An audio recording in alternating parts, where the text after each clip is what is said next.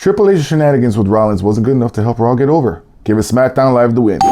Let's see what Raw has up its sleeve this week, as In the Ring starts now.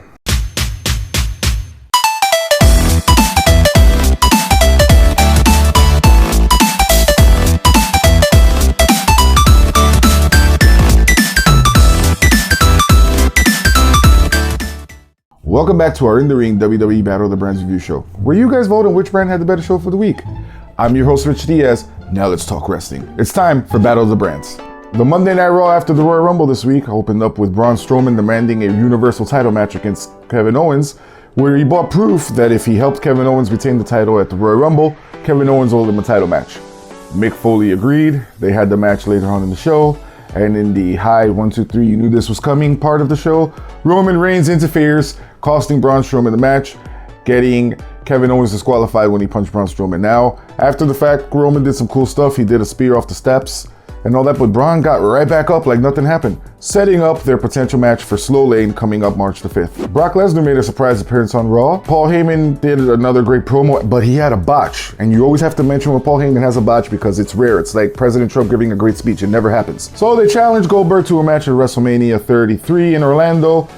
The only thing is that Brock kind of looks like Goldberg's biatch right now. So in order to get his heat back, he's probably going to have to kill Goldberg in the center of the ring. Seth Rollins demanded a one-on-one confrontation with Triple H on Monday Night Raw. Triple H shows up, he calls Seth to the ring, and while Seth is making his way down to the ring, it was time to throw the marks part 2. As Samoa Joe and his dad pants show up and jump Rollins and beat him half to death in front of everybody. Breaking news from this story. In the spot where Rollins was going to be put in the Coquina clutch, he fell awkwardly on his already injured right knee that he was out for like 6 months for last year, which caused him to miss WrestleMania.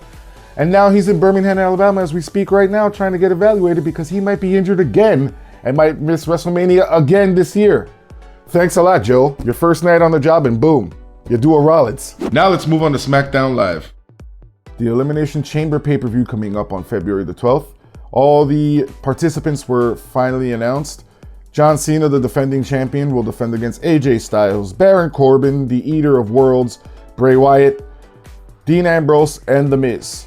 Now it's going to be intriguing here because these are everybody for the exception of Miz and Cena have never been in an Elimination Chamber match, which is something fresh, something new, something cool. So, do you guys want to hear my early prediction of who I think is going to win? Watch the show next Wednesday. What's wrong with you?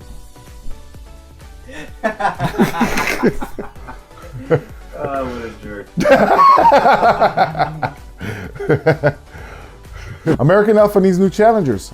They gave an interview where they basically stated they've beaten everybody. So they came out, they held an open challenge. All the SmackDown tag teams showed up. Usos, The Ascension, Slater and Rhino, the Vaudevillains, and the Fashion Police. Nothing was really cemented there. And it's true. They blew their load already on the tag team division on SmackDown. American Alpha's just walking around with 2 belts like, what do we do with these now? So do I smell a revival of the SmackDown tag team division coming? Remember, you heard it first. The opening match on SmackDown saw the unlikely duel of Luke Harper and John Cena taking on Bray Wyatt and Randy Orton. Orton got the win here, 1, 2, 3, pinning Cena in the center of the ring after an RKO. A lot of people out there are saying that Randy Orton is going to challenge John Cena at WrestleMania for the WWE Championship. But guess what, guys?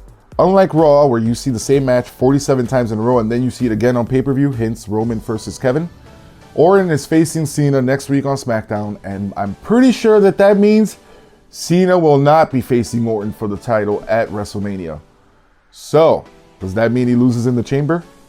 Maybe. So which brand had the better show this week, Raw or SmackDown? Cast your vote in the comment section below. Just enter Raw or SmackDown and reveal which brand had the most votes in next week's segment. Now it's time for my 2 cents.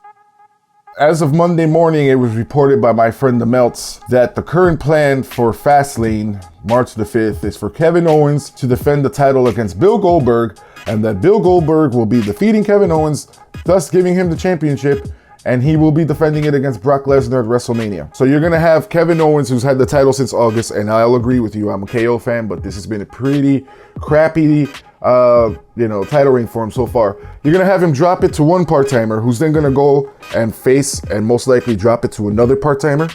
Then what happens to the Universal title? Because it's not like when Lesnar won the championship back a couple years ago.